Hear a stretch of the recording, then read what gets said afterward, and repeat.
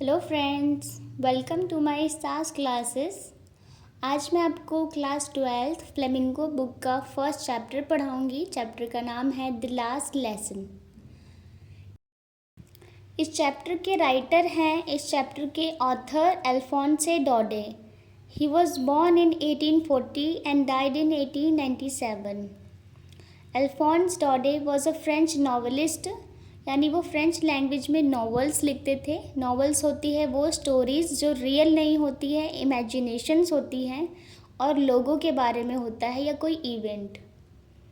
And short story writer, और छोटी कहानियाँ भी वो लिखते थे। फर्स्ट ऑफ ऑल हम चैप्टर का बैकग्राउंड पढ़ेंगे, जिसमें हम जानेंगे चैप्टर से रिलेटेड हिस्ट्री। आफ्टर दैट एक ब्रीफ समरी करेंगे। देन एट लास्ट हम चैप्टर का फुल एक्सप्लेनेशन पढ़ेंगे हिंदी एंड इंग्लिश में। इन सबसे पहले मैं बताना चाहूँगी कि ये जो लेसन है हमें 3 मैसेजेस देना चाहता है। पहला मैसेज कि हमें जो है अपनी मातृभाषा है, मदर टंग है, उसकी हमें नॉलेज होनी चाहिए, उसकी हमें रिस्पेक्ट करनी चाहिए।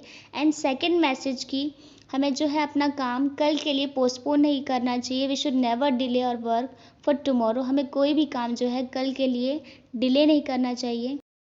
एंड जो लास्ट मैसेज है वो ये है कि हमें लाइफ के हर एक मोमेंट को अच्छे से फुल्ली इंजॉय करना चाहिए, बिकॉज वी नेवर नो कि लाइफ जो है कब और कैसा चेंजेस ले आए।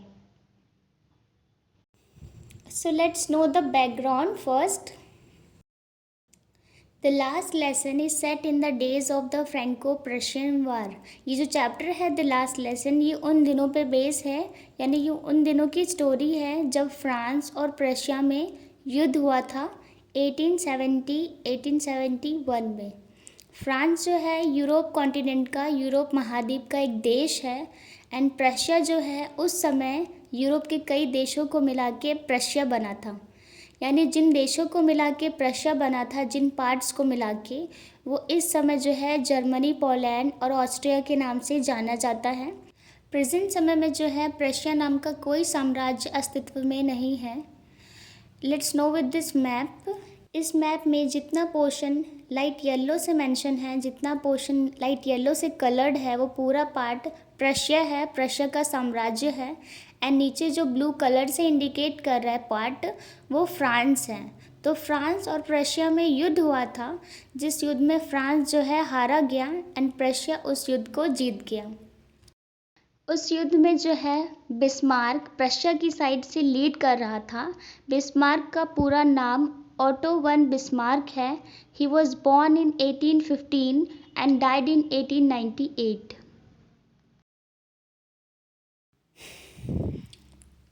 Prussia then consisted of what now are the nations of Germany, Poland and parts of Austria. Prussia में जो भी देश शामिल थे, यानी जिन बड़े पार्ट्स को मिला के प्रशिया बना था, वो इस समय जो है जर्मनी, पोलैंड और ऑस्ट्रिया के राष्ट्र हैं।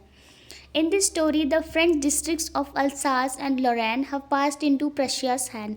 इस कहानी में जो है फ्रांस के युद्ध हारने के बाद फ्रांस के जो 2 डिस्ट्रिक्ट्स थे, अल्सास एंड लॉरेन, इन दोनों डिस्ट्रिक्ट्स पे जो है प्रशिया का कब्जा हो गया। कब्जा होने के बाद जो है बर्लिन से ऑर्डर आता है कि इन दोनों डिस्ट्रिक्ट्स के स्कूलों में फ्रेंच लैंग्वेज को जो है नहीं पढ़ाया जाएगा, इसकी बजाय जर्मन लैंग्वेज उन स्कूलों में पढ़ाई जाएगी।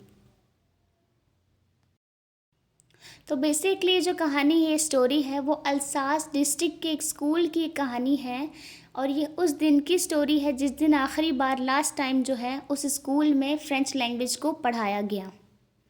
इस चैप्टर के मेन कैरेक्टर हैं मिस्टर एम हैमल, जो स्कूल के टीचर हैं, एंड फ्रांस, जो कि एक स्टूडेंट है।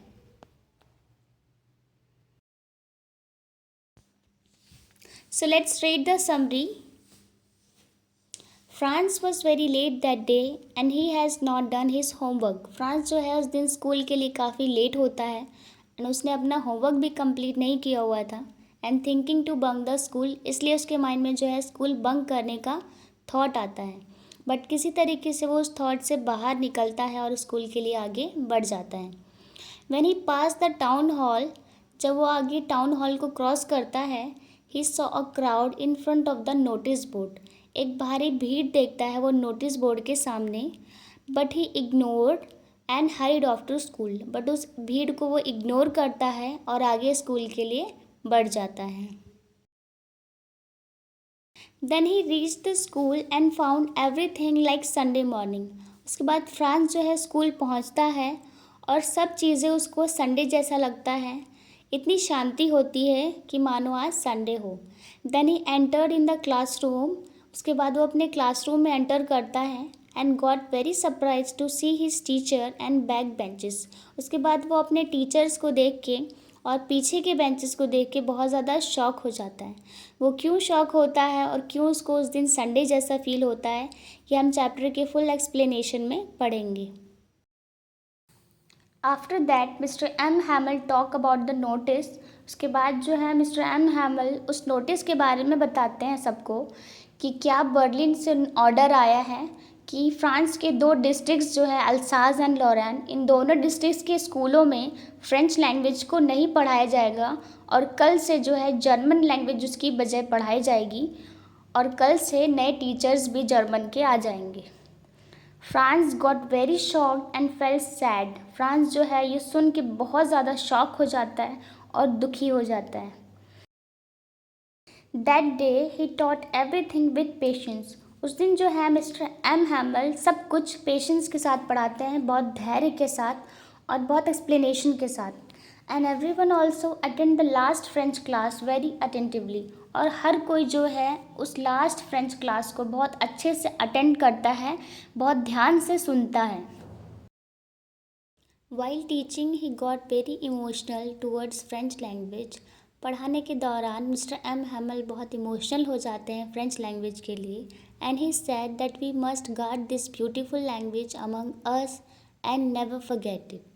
और ये कहते हैं कि हमें इस लैंग्वेज को आपस में सुरक्षित रखना है, सेफ रखना है और इस लैंग्वेज को कभी नहीं भूलना है। While sitting in the chair, Mr. M. Hamel was gazing one thing then another. Chair पे बैठे हुए मिस्टर एम हैमल जो है क्लासरूम की हर एक चीज़ों को एक एक करके देखते जाते हैं, as if he wanted to capture in his mind just how everything looked in the classroom and his garden. ऐसा लग रहा था जैसे वो हर एक पिक्चर को जो उनके क्लासरूम में है और उनके गार्डन में है, हर एक चीज़ों को अपने माइंड में कैप्चर करना चाहते हूँ कि कैसे उनके क्लासरूम की चीज़ें दिखाई देती है और कैसे उनके गार्डन की चीज़ें दिखती है। Because the next day he must leave the country, क्योंकि अगले दिन जो है उनको ये कंट्री छोड़ के जाना था। At the end the church clock struck 12। आखिर में जो है चर्च की घड़ी में 12 बजते हैं। And he wanted to say something, और वो कुछ कहना चाहते थे, but his heart got shattered to leave everything. But उनका दिल जो है पूरी तरीके से बिखर चुका था हर चीज़ को छोड़ते हुए। He could not go on, वो आगे नहीं बढ़ सके, वो आगे नहीं बोल पाए। समथिंग चोक्ड हिम, मानो उनके गले में कुछ अटक सा गया हो। And he wrote on the board. उसके बाद फिर वो लास्ट में जो है बोर्ड पे लिखते हैं वीव लव फ्रांस। फ्रेंच लैंग्वेज में वो ये लिखते हैं वीव लव फ्रांस, जिसका मतलब है फ्रांस अमर रहे। And made a gesture to all, और सब की तरफ इशारा करते हैं दैट स्कूल इज़ डिसमिस, कि स्कूल जो है समाप्त हो चुका है।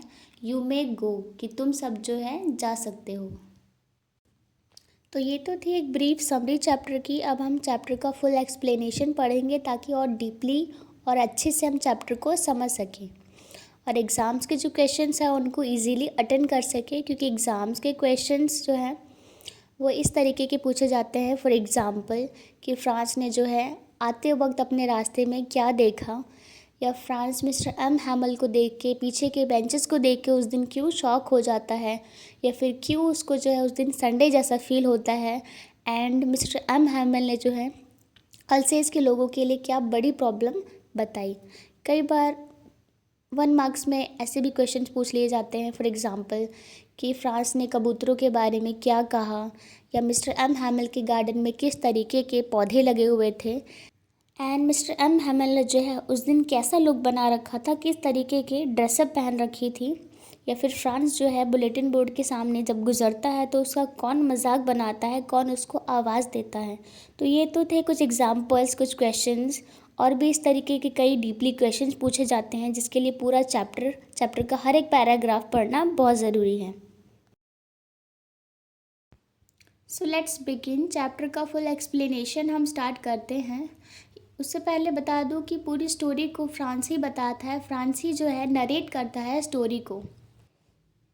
I started for school very let that morning. मैं उस सुबह स्कूल के लिए बहुत लेट होता हूँ। And was in a great dread of scolding. Dread होता है डर, फियर, एंड स्कोल्डिंग होता है डांट खाना।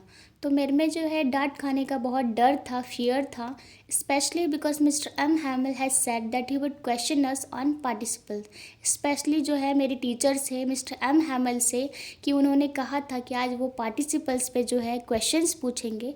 पार्टिसिपल्स जो है ग्रामर का एक पोर्शन है, ग्रामर का एक पार्ट है। And I did not know the first word about them. और मुझे पार्टिसिपल्स का एक शब्द भी नहीं पता था, एक शब्द भी नहीं आता था। For a moment I thought of running away and spending the day out of doors. एक पल के लिए मैंने भाग जाने का, मैंने स्कूल बंक करके अपना पूरा दिन जो है बाहर बिताने का सोचा। It was so warm, so bright. उस दिन मौसम काफ़ी गर्म, खुशनुमा और सुहाना था। The birds were chirping at the edge of the woods. Woods होती है जंगल, यानी जंगल के किनारे पक्षियों की चहचहाने की आवाज़ें आ रही थी। And in the open field back of the saw mill the Prussian soldiers were drilling. Saw mill होती है वो फैक्ट्रियाँ, वो मिल जहाँ लकड़ियाँ काटी जाती हैं बड़े बड़े मशीनों से। और ड्रिलिंग का मतलब होता है अभ्यास करना, एक्सरसाइज करना, प्रैक्टिस करना। यानी सौ मिल के पीछे जो खुले खेत थे, उन खेतों में प्रशिया के जो सोल्जर्स थे, सैनिक थे, वो ड्रिल कर रहे थे, एक्सरसाइज कर रहे थे। It was all much more tempting than the rule for participles. ये सारी चीज़ें जो थी मुझे ज़्यादा अट्रैक्ट कर रही थी, ज़्यादा टेम्प्ट कर रही थी, यानी ज़्यादा आकर्षित कर रही थी मुझे रूल्स फॉर पार्टिसिपल्स से ज़्यादा। कौन सी चीज़ें? जो मौसम था, सुहाना मौसम, जो पक्षियों की आवाज़ें थी और खुले खेत थे। तो ये सारी चीज़ें जो हैं फ्रांस को बहुत अट्रैक्ट कर रही थी बंक करने के लिए। But I had the strength to resist and hurried off to school. But मेरे में जो था वो क्षमता था इन सब चीज़ों से दूर होने का, और मैं स्कूल के लिए आगे बढ़ जाता हूँ। When I passed the town hall, there was a crowd in front of the bulletin board. जब मैं कस्बे के हॉल के पास गुजरा, जब मैं टाउन हॉल को क्रॉस करता हूँ, तो एक भारी भीड़ देखता हूँ बुलेटिन बोर्ड के सामने। बुलेटिन बोर्ड होता है नोटिस बोर्ड, जो पब्लिक के लिए लगाई जाती है, लोगों के लिए कोई सूचना देने के लिए, कोई इन्फॉर्मेशन देने के लिए। For the last 2 years all our bad news had come from there. Franz कहता है कि 2 सालों से जो है उस नोटिस बोर्ड से बुरी खबरें ही आ रही थी। द लॉस्ट बैटल्स, हारी गई लड़ाई, द ड्राफ्ट, खदेड़, the orders of the commanding officer, और जो कमांडिंग ऑफिसर के आदेश। And I thought to my self, और मैं अपने मन में सोचता हूँ विदाउट स्टॉपिंग, बिना रुके, what can be the matter now, कि आखिर अब क्या मैटर हो गई, अब क्या मामला हो गया जो इतनी भीड़ है। Then as I hurried by as fast as I could go, फिर मैं वहाँ से जितनी तेज़ी से चल सका मैं वहाँ से गया। द ब्लैक स्मिथ वॉचर, जो लोहार था Wachter, who was there with his apprentice, वह अपने प्रशिक्षकों के साथ वहीं था। अप्रेंटिस होता है वह कारीगर जिनको वो ट्रेनिंग देते हैं और सैलरी भी देते हैं। तो लोहार जो अपने अप्रेंटिस के साथ रीडिंग द बुलेटिन बोर्ड, वो नोटिस बोर्ड को पढ़ रहा था। कॉल आफ्टर मी, मुझे बुलाता है और कहता है, don't go so fast bub, कि इतनी तेज़ी से मत जाओ बच्चे। You will get to your school in plenty of time, कि तुम्हारे स्कूल जाने में तो बहुत समय अभी बचा हुआ है। I thought he was making fun of me, मुझे लगा ये मेरा मजाक उड़ा रहा है। And reach mister M Hamel's little garden all out of breath, और उसके बाद मैं मिस्टर एम हैमल के छोटे से बगीचे में पहुंच जाता हूँ। यानी फ्रांस जो है अब स्कूल पहुंच जाता है। Usually when school began there was a great bustle. अक्सर आमतौर पर जब स्कूल शुरू होता था बहुत ज़्यादा शोर शराबा होता था, which could be heard out in the street, जो कि बाहर गली तक सुना जा सकता था। The opening and closing of the desk, desk यानी बेंचेस, बेंचेस के खुलने और बंद होने की आवाज़ें। The lessons repeated in unison very loud with our hands over our ears to understand better, और अच्छी तरीके से समझने के लिए बच्चे अपने कानों पे हाथ रखकर तेज़ आवाज़ में जो है चैप्टर को एक सुर में पढ़ने की आवाज़। And the teacher's great ruler rapping on the table, और मेज़ पर टीचर्स की जो बड़ी छड़ी होती है उनको बजाने की आवाज़ें। But now it was all so still, but आज जो था सब कुछ बहुत शांत था, किसी तरीके की कोई आवाज़ नहीं थी। I had counted on the commotion to get to my desk without being seen. मैंने बिना देखे जाते हुए अपना सीट की तरफ, अपने बेंच की तरफ ध्यान केंद्रित किया और आगे गया। But of course that day everything had to be as quiet as Sunday morning. But सच में, वास्तव में उस दिन हर चीज़, हर वस्तु इतनी शांत थी, हर चीज़ें मानो कि उस दिन संडे की सुबह हो। Through the window I saw my classmates already in their places. खिड़की से मैंने अपने क्लासमेट्स को देखा जो कि अपनी जगह पे बैठे हुए थे। And mister M Hamel walking up and down with his terrible iron ruler under his arm. और मिस्टर एम हैमल जो थे वो अपनी बाह के नीचे अपनी डरावनी सी लोहे की छड़ी को रखे हुए आगे पीछे जो है वॉक कर रहे थे। I had to open the door and go in before everybody. अब मुझे दरवाज़ा खोलना था और सबके सामने अंदर जाना था। You can imagine how I blessed and how I frightened was. France बताता है कि तुम इमेजिन कर सकते हो कि मैं उस समय कितना शर्माया हुआ था और डरा हुआ था। बट नथिंग हैपेंड, पर कुछ भी नहीं हुआ। Mister M Hamel saw me and said very kindly. Mister M Hamel ने मुझे देखा और बहुत ही प्यार से कहा, go to your place quickly little France, we were beginning without you. नन्हे फ्रांस, जल्दी से जाके अपनी सीट पर बैठ जाओ, हम तुम्हारे बिना ही चैप्टर को शुरू कर रहे थे। आई jumped over the bench and set down at my desk. मैं बेंच के ऊपर से कूदा और अपने डेस्क पे बैठ गया। Not till then when I had got a little over my fright. मैं तब तक नहीं बैठा जब तक मैं अपने डर से थोड़ा काबू नहीं पा लिया। अब जो है फ्रांस क्लासरूम में बैठ जाता है और अपने टीचर को नोटिस करता है। Did I see that a teacher had on his beautiful green coat. क्या मैंने देखा कि आज हमारे टीचर ने जो है सुंदर सी ग्रीन कलर की कोट पहनी हुई है। हिज फ्रिल शर्ट, उसकी जो झालेदार शर्ट है, and the little silk black cap, और जो उनकी जो सिल्क की कैप है, ऑल एम्ब्रॉयडर्ड, सब कुछ कढ़ाईदार था। That he never wore except on inspection and prize day. यानी वो इंस्पेक्शन और प्राइज डे के अलावा कभी नहीं पहनते थे। Besides the whole school seemed so strange and solemn. यानी इसके अलावा भी जो है पूरा स्कूल बहुत ज़्यादा शांत और अजीब नज़र आ रहा था। But the thing that surprise me most was to see on the back benches. बट सबसे ज़्यादा मैं जिस चीज़ को देख के सरप्राइज हुआ वो था पीछे के बेंचेस को देख के। दैट वर ऑलवेज एम्प्टी, जो कि हमेशा खाली हुआ करते थे। The village people sitting quietly like our self. आज जो है उन बेंचेस पे गांव के लोग आए हुए हैं, गांव के लोग बैठे हुए हैं शांति से हमारी तरह। Old Hauser with his 3 cornered hat. यानी ओल्ड हाउसर आया था अपने 3 कोनी टोपी के साथ। द फॉर्मर मेयर, और फॉर्मर मेयर था। द फॉर्मर पोस्ट मास्टर था। एंड सेवरल अदर बिसाइड्स, और गांव के कुछ और लोग थे। एवरीबडी लुक्ड सैड, हर कोई उदास था। And Hauser had brought an old primer. जो हाउसर था, जो 3 कोनी टोपी पहना हुआ था, वो एक ओल्ड पुरानी प्राइमर लाया हुआ था। थम्ड एट द एजेस, किताब के किनारों को पकड़ रखा था। And he held it open on his knees, और अपने घुटनों पर रख के किताब को खोला हुआ था। With his great speckles lying across the pages, और अपने बड़े चश्मों के साथ वो उस किताब के पेजेस को देख रहा था। While I was wondering about it all, Mr. M. Hamel mounted his chair. मैं इन सब बातों को, यानी मिस्टर एम हैमल को और बैक बेंचेस को देख के हैरान हो रहा था। तो मिस्टर एम हैमल जो है अपनी कुर्सी पे बैठ जाते हैं।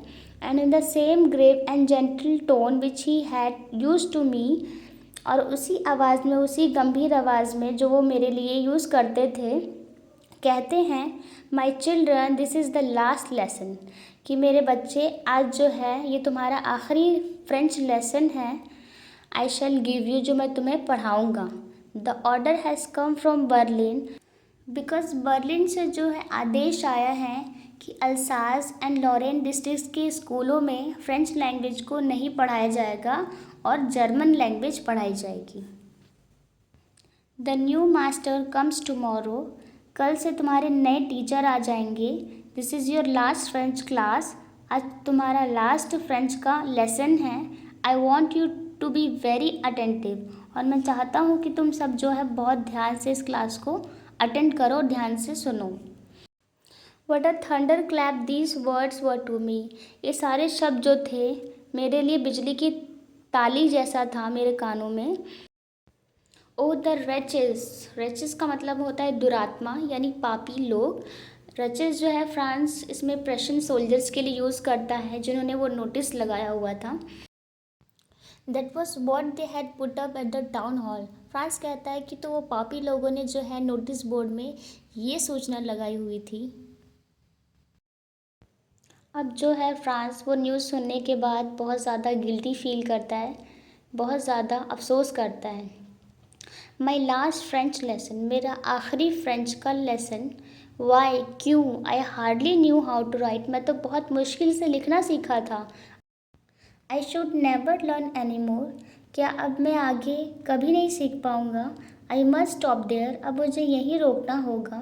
Then how sorry I was for not learning my lessons, मुझे बहुत दुख है कि मैंने अपने लेसन्स को ध्यान से नहीं पढ़ा है। फॉर सीकिंग बर्ड्स एग्स और गोइंग स्लाइडिंग ऑन द सार, इसकी बजाय जो है मैं बर्ड्स के एग्स को देखने चला जाता था, पक्षियों के अंडों को, या फिर सार में जो है झूला झूलने चला जाता था।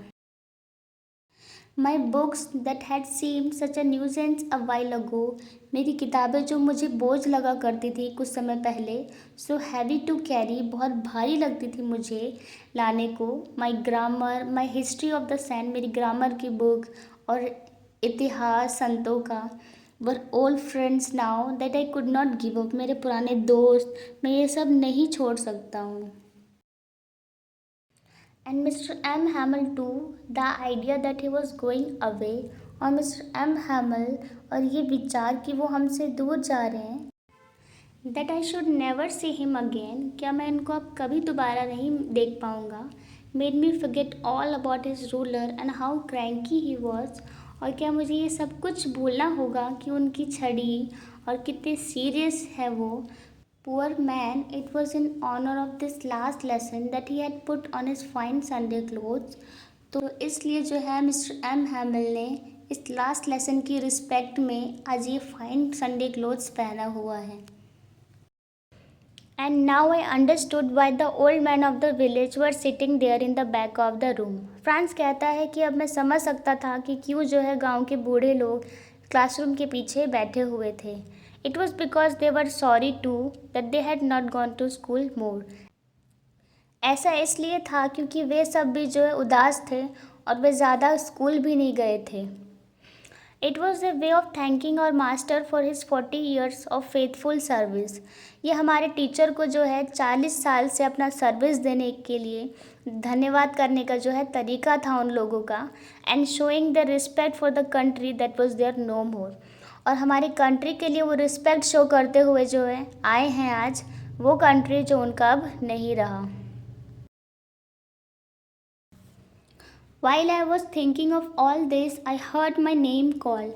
मैं ये सब कुछ सोच ही रहा था कि मुझे अपना नाम पुकारे जाने की आवाज़ आई। It was my turn to recite. अब मेरी बारी थी पढ़ने की। What would I not have given to be able to say that dreadful rule for the participle all through, very loud and clear and without one mistake. France कहता है कि मुझे इस खतरनाक पार्टिसिपल के रूल को अच्छे से पढ़ने के लिए बिना गलती के बुलंद आवाज़ और साफ तरीके से पढ़ने के लिए मुझे क्या नहीं सिखाया गया था। But I got mixed up on the first words, France कहता है कि मैं फिर भी जो है पहले शब्द में ही अटक गया। And stood there holding on to my desk, और डेस्क पकड़ के जो है खड़ा रहा। My heart beating and not daring to look up, मेरा दिल जो है ज़ोरों से बीट कर रहा था और मुझे ऊपर देखने की हिम्मत नहीं हो रही थी। I heard Mister M Hamel say to me, I won't scold you little Franz, मैंने एम हैमिल को मुझे कहते हुए सुना कि नन्हे फ्रांस, में तुम्हें नहीं डांटूंगा। You must feel bad enough, तुम्हें काफ़ी बुरा तो महसूस करना ही चाहिए। सी हाउ इट इज़, देखो ये क्या हो गया है। Every day we have said to our self, daily हम अपने आप को कहते हैं कि आप प्लेंटी ऑफ टाइम, कि हमारे पास तो बहुत सारा टाइम है। आई लर्न इट टुमारो, कि मैं जो है इसको कल सीखूँगा या कल करूँगा। And now you see where we have come out, अब तुम देखो कि हम कहाँ आ गए हैं, कहाँ पहुँच गए हैं। That's the great trouble with Alsace, she puts off learning till tomorrow. Mister M Hamel कहते हैं कि यही तो बहुत बड़ी प्रॉब्लम है अल्सास के लोगों की, कि वो अपना काम जो है कल के लिए टाल देते हैं। Now those fellows out there will have the right to say to you how is it. Mister M Hamel कहते हैं, वो प्रशन लोग जो हैं, दोस्त फेलोज, इसमें प्रशन लोगों के लिए यूज़ किया है, कि वो लोग जो हैं जो बाहर हैं, उन लोगों को तुम लोगों ने जो है मौका दे दिया है ये कहने का कि you pretend to be Frenchman, कि तुम जो है फ्रेंच मैन होने का दिखावा करते हो। And yet you can neither speak nor right your own language, और ना ही तुम अच्छे से इस लैंग्वेज को बोल सकते हो और ना ही लिख सकते हो। मीन्स जो है उन लोग को तुमने बहाना दे दिया है ये बोलने का, मजाक बनाने का हमारे लोगों के लिए। But you are not the worst poor little France. Mister M Hamel कहते हैं कि तुम ही बुरे नहीं हो लिटिल फ्रांस, मीन्स तुम्हारी ही सिर्फ गलती नहीं है इस चीज़ में। हम सब को, we all have a great deal to reproach ourself with, हम सब को जो है इसके लिए धिक्कारना चाहिए, हम सब इसके लिए जिम्मेदार हैं। यानी मिस्टर एम हैमल जो है सबको जिम्मेवार ठहराते हैं इस चीज़ के लिए कि फ्रांस के जो स्टूडेंट्स हैं, बच्चे लोग हैं, वो अच्छे से नहीं पढ़ पाते हैं। Your parents were not anxious enough to have you learn. Mister M Hamel कहते हैं कि तुम लोग के जो माता पिता हैं वो तुम्हें पढ़ाने के लिए ज़्यादा उत्सुक नहीं थे। They prefer you to put you work on a farm or at the mills, वो तुम्हें जो है खेत में, कारखानों में काम करने को ज़्यादा प्राथमिकता देते हैं, ज़्यादा ध्यान देते हैं। So as to have a little more money, ताकि कुछ ज़्यादा धन जो है प्राप्त हो सके। And I have been to blame also, और मैं भी इस चीज़ के लिए दोषी करार देता हूँ, मैं भी खुद को जो है गिल्टी मानता हूँ। Have I not often sent you to water my flowers instead of learning your lessons. Mister M Hamel जो है खुद को ब्लेम करते हुए बोलते हैं कि मेरी भी गलती है कि मैं लेसन्स पढ़ाने की बजाय जो है तुम लोग को मेरे पौधों में पानी डालने के लिए भेज देता था। And when I wanted to go fishing did I not just give you a holiday, और मैं क्या तुम लोग को छुट्टी नहीं देता था जब मुझे फिशिंग पे जाना होता था। Then from one thing to another mister M Hamel went on to talk of the French language.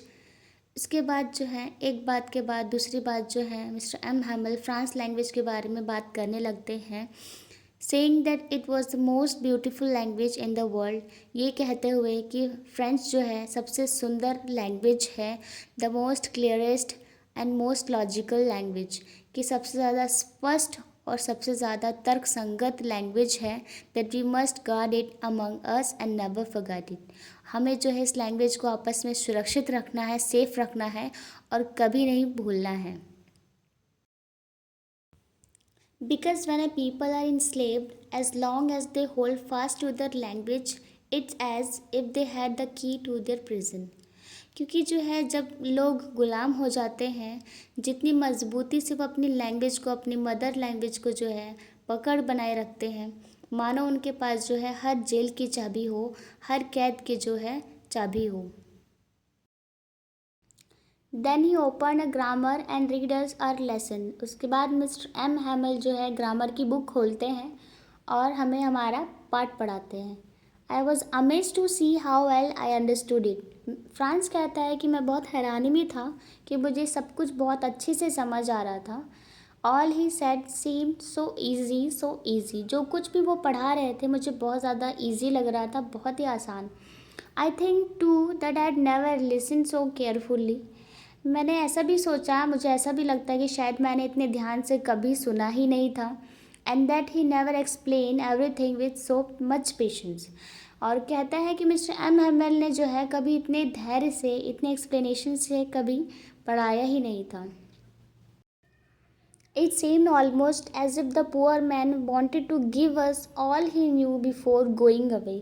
ऐसा लग रहा था कि मिस्टर एम हैमल जो है दूर जाने से पहले वो कुछ जानते हैं, वो जो कुछ भी जानते हैं वो सब कुछ हमें बता देना चाहते हैं, and to put it all into our head at one stroke. और ऐसा लग रहा था कि वो एक ही प्रैक्टिस में हमारे माइंड में हर चीज़, सारी नॉलेज जो है दे देना चाहते हो। After the grammar we had a lesson in writing. Grammar के बाद हमने राइटिंग में एक लेसन पढ़ा। That day mister M Hamel had new copies for us written in a beautiful round hand. उस दिन जो है मिस्टर एम हैमल के पास नई कॉपियाँ थी जिन पे बहुत सुंदर हैंड राइटिंग से लिखा हुआ था, France अल्सेस, France अल्सेस। They look like little flags floating everywhere in the school room. ऐसा लग रहा था कि क्लासरूम के चारों तरफ जो है झंडे लहरा रहे हों, hung from the rod at the top of our desk, जो कि जो है हमारे डेस्क के ऊपर छड़ों पे लटके हुए थे। You ought to have seen how everyone set to work. France कहता है कि तुम्हें देखना चाहिए कि किस तरीके से हर कोई अपने काम पे लगा हुआ था। हाउ क्वाइट इट वॉज, कितनी चुप्पी थी वहाँ, कितनी शांति थी क्लासरूम में। The only sound was the scratching of the pens over the paper.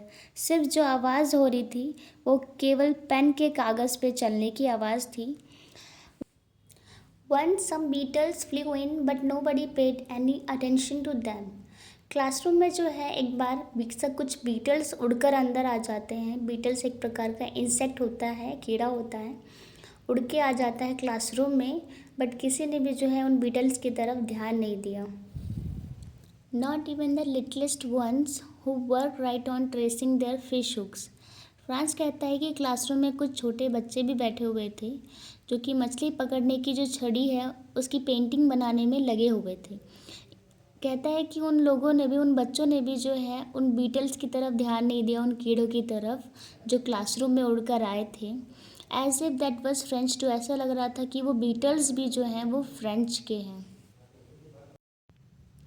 On the roof the pigeons cooed very low.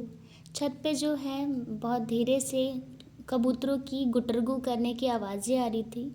And I thought to my self, और मैं अपने मन में सोचता हूँ, will they make them sing in German even the pigeons. यानी France जो है ताने देते हुए कहता है कि क्या जो प्रशियन के सैनिक है, प्रशियन के लोग, वो कबूतरों को भी जो है जर्मन लैंग्वेज में बुलवाएंगे, यानी जर्मन लैंग्वेज में गुटरगू करना सिखाएंगे। Whenever I looked up from my writing, I saw Mr. M. Hamel sitting motionless in his chair and gazing first at one thing then at another. France कहता है कि जब भी मैं लिखते हुए ऊपर की तरफ देखता हूँ तो मिस्टर एम हैमल जो है चेयर पे बैठे हुए क्लासरूम की हर एक चीज़ों को एक एक करके घूरते जाते हैं, as if he wanted to fix in his mind just how everything looked in that little schoolroom. ऐसा लग रहा था कि क्लासरूम की हर एक पिक्चर को वो अपने माइंड में फ़िक्स करना चाहते हों कि कैसे उनके क्लासरूम की चीज़ें दिखाई देती हों।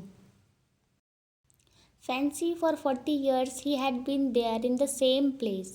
मिस्टर एम हैमल जो है 40 सालों से उसी जगह पे, उसी सेम प्लेस में पढ़ा रहे थे और उसी सेम जगह रह रहे थे, with his garden outside the window and his class in front of him. और उनकी खिड़की के बाहर उनका बगीचा था और जस्ट उसके सामने उनकी क्लास। जस्ट लाइक दैट, सब कुछ वैसे का वैसे था, कुछ भी नहीं चेंज हुआ था। Only the desk and benches had been worn smooth. सिर्फ जो है डेस्क और बेंचेस जो हैं घिस कर चिकने हो गए थे। And the walnut trees in the garden were taller. और जो अखरोट के पेड़ उन्होंने लगाए थे वो लंबे हो गए थे, वो बड़े हो गए थे। And the hope wine that he had planted himself twinned about the windows to the roof। और जो होप वाइन उन्होंने लगाई थी अपने हाथों से, जो बेलें उन्होंने लगाई थी, ट्विन अबाउट द विंडोज़, यानी वो जो है बढ़कर खिड़की से घूमकर जो है छत तक पहुंच गई थी, इतनी बड़ी हो गई थी। How it must have broken his heart to leave it all, poor man, to hear his sister moving about in the room packing their trunks. France कहता है कि उनका दिल जो है अवश्य टूट ही गया होगा जब वो अपनी बहन को जो है उनका लगेज, उनका बैग पैक करते हुए सुनते होंगे, आवाज़ जब आती होगी पैकिंग करने की। For the next day they must leave the country. क्योंकि जो है अगले दिन उनको ये देश अवश्य ही छोड़ के जाना था। But he had the courage to hear every lesson to the very last. France कहता है कि इन सब के बावजूद भी मिस्टर एम हैमल जो है चैप्टर को बिल्कुल अंत तक सुनने का साहस रखते थे, बिल्कुल पूरा पढ़ाने तक का साहस रखते थे। After the writing we had a lesson in history. Writing के बाद जो है हम लोगों ने हिस्ट्री में एक चैप्टर पढ़ा। And then babies chanted their ba be bi bo bo. उसके बाद जो है बच्चों की रोने की जो है आवाज़ें आती हैं। Down there at the back of the room, old Hauser had put on his spectacles and holding his primer in both hands. Classroom में सबसे पीछे जो ओल्ड हाउसर बैठा था अपने चश्मे को पहनता है और अपने दोनों हाथों से जो वो प्राइमर पकड़ा हुआ होता है, प्राइमर की बुक, उसमें से वो कुछ शब्द पढ़ता है।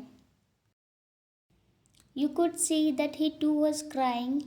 तुम देख सकते थे कि वह भी कितनी तेज़ी से बोल रहा था, कितनी तेज़ी से चिल्ला रहा था। His voice trembled with emotion. उसकी आवाज़ जो है ट्रेम्बल हो रही थी, लड़खड़ा रही थी इमोशन के साथ, भावना के साथ। And it was so funny to hear him. और बहुत ज़्यादा मजाकिया लग रहा था उसकी आवाज़ को सुनने में। That we all wanted to laugh and cry. कि हम सब जो है उसकी आवाज़ सुन के हंसना और चिल्लाना चाहते थे। How well I remember it the last lesson. मैं कितनी अच्छी तरीके से इस लास्ट चैप्टर को, इस लास्ट लेसन को जो है याद रख सकता हूँ। All at once the church clock struck 12, then the Angelus. तभी अचानक चर्च की घड़ी में 12 बजते हैं, फिर एंजेलिस की घड़ी ने। At the same moment, the trumpets of the Prussians returning from Dill sounded under our windows. उसी पल जो है प्रशिया के जो सैनिक थे वो अभ्यास करके वापस आ रहे थे और तुरही की जो आवाज़ है हमारी खिड़कियों के नीचे सुनाई दी। Mister M Hamel stood up very pale in his chair. Mister M Hamel जो है भयभीत होके अपनी कुर्सी पे खड़े हो जाते हैं। I never saw him look so tall. मैंने कभी उनको इतना ऊंचा कभी नहीं देखा। My friends said he. उन्होंने कहा मेरे दोस्तों। I but something choke him. But उनको जो है कुछ अटक सा गया उनके गले में। He could not go on. वो आगे नहीं बढ़ सके, वो आगे नहीं बोल पाए। Then he turn to the blackboard. उसके बाद वो ब्लैक बोर्ड की तरफ मुड़ते हैं। Took a piece of chalk. और एक चॉक का टुकड़ा लेते हैं। And bearing on with all his might he wrote as large as he could. उसके बाद वो अपनी पूरी शक्ति को इकट्ठा करके वह जितना बड़ा लिख सकते थे वह लिखते हैं वीव ला फ्रांस। ये फ्रेंच लैंग्वेज में वो लिखते हैं वीव ला फ्रांस, जिसका मतलब है फ्रांस की जय हो, यानी फ्रांस अमर रहे। Then he stopped and lean his head against the wall. उसके बाद वो रुकते हैं और दीवार के सहारे अपना सिर जो है झुकाते हैं। And without a word he made a gesture to us with his hand. और बिना कुछ बोले अपने हाथों से वो हम सब की तरफ इशारा करते हैं। That school is dismiss. कि स्कूल जो है समाप्त हो चुका है। यू मे गो। कि तुम सब जो है जा सकते हो।